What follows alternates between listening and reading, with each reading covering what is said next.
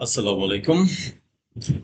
আরো একবার আপনাদের সম্মুখে হাজির হলাম আরেকটা বিষয় নিয়ে কথা বলার জন্য।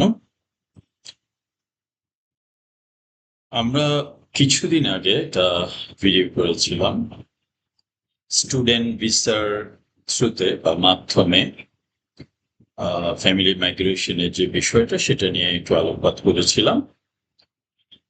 আজকে ওই বিষয়টারই উপরে একটু আহ, আরেকটু আলাপ আলোচনা করব।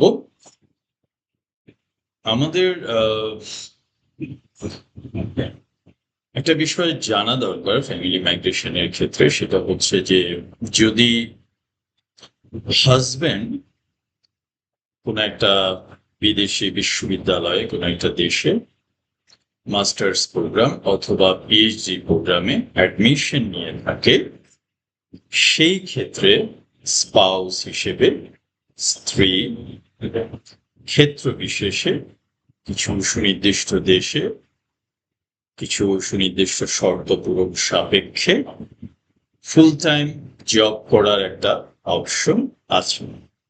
ঠিক বিষয়টা ভাইস ভার্সা, যদি স্ত্রী ইউনিভার্সিটিতে মাস্টার্স অথবা পিএইচডি প্রোগ্রামে অ্যাডমিশন নিয়ে থাকে, তাহলে সেই ক্ষেত্রে হাজবেন্ড বা স্বামী ফুল টাইম জব করার একটা অপরচুনিটি বা সুযোগ শর্ত সাপেক্ষে ক্রিয়েট হয়।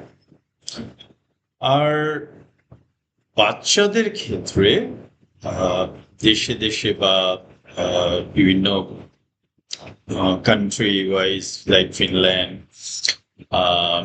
আয়ারল্যান্ড, কানাডা, অস্ট্রেলিয়া, নিউজিল্যান্ড, বিভিন্ন কান্ট্রি, ইউরোপের অন্যান্য যে দেশগুলো আছে, কিছু কিছু দেশ আছে, এক একটা দেশে পলিসি এক এক রকম। তো সেই ক্ষেত্রে আপনি যখন পড়াশোনা করতে যাবেন, আপনার যারা ডিপেন্ডেন্ট থাকবে তাদের ব্যাপারেও শর্ত সাপেক্ষে পড়াশোনা করার, ওই দেশের স্কুলে পড়াশোনা করার সুযোগ থাকবে। আর আরেকটা বিষয় যেটা একটু আলাপ না করলেই নয়, সেটা হচ্ছে এরকম যে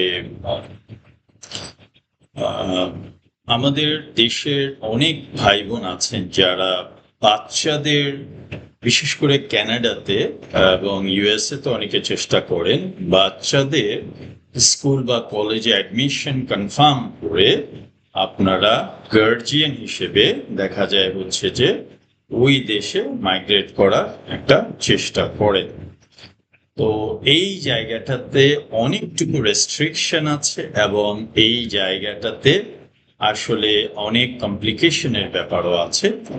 তো ওই যে শর্তগুলো আছে সেই শর্তগুলো পূরণ করে যাওয়াটা অসম্ভব নয়, কিন্তু একসাথে বাবা মা বাচ্চার সাথে যাওয়াটা হয়তো সম্ভব হয় না। সেক্ষেত্রে দেখা যাওয়া হয় বাবা কিছুদিন, হয় মা কিছুদিন সে দেশে গিয়ে বাচ্চার সাথে থাকার সুযোগ হয়ে থাকে। তো সেই ক্ষেত্রে আমি অ্যাজ এ কনসালটেন্ট আপনাদেরকে অ্যাডভাইস করব যে আপনারা মাস্টার্স অথবা পিএইচডি প্রোগ্রামে ভর্তির মাধ্যমে আপনার যেই স্পাউস এবং ডিপেন্ডেন্টদেরকে নিয়ে মাইগ্রেট করাটাই শ্রেয় এবং অনেকটুকু সেফ এবং প্রেফারেবল। এবং আপনি আপনার ডিগ্রিটা কমপ্লিট করার পরে সেই দেশের জব মার্কেট আপনার জন্য অনেকটুকু সহজতর হয়ে যাচ্ছে। তো আর যে বিষয়গুলো বলেছিলাম সেটা হচ্ছে যে যখন আপনার স্পাউস, সেটা স্ত্রী হোক বা হাজবেন্ড হোক, সেই দেশে জব করবে, তখন আপনি পড়াশোনা করতে করতে দেখা যাবে ওই জবের রেসপেক্টে আপনার স্পাউস ওই এনভায়রনমেন্টে যথেষ্ট এটাকে কি বলবো যে অভিযোজন করে নিতে পারবে, এবং বাচ্চারাও এক ধরনের সেই পরিবেশের সাথে অভিযোজন করে নিতে পারবে। আর আপনার বিষয়টা তো আপনার ডিগ্রি কমপ্লিট হওয়ার পরে, সেটা মাস্টার্স কোর্স হোক বা পিএইচডি হোক, আপনি সে দেশে জব মার্কেট একটা ভালো সুযোগ তৈরি করতে পারছেন। আজকে এই পর্যন্তই। হয়তো আবার অন্য আরেক সময় কথা হবে অন্য আহ, একটা পার্সপেক্টিভ নিয়ে। ভালো থাকবেন সবাই। আল্লাহ হাফিজ।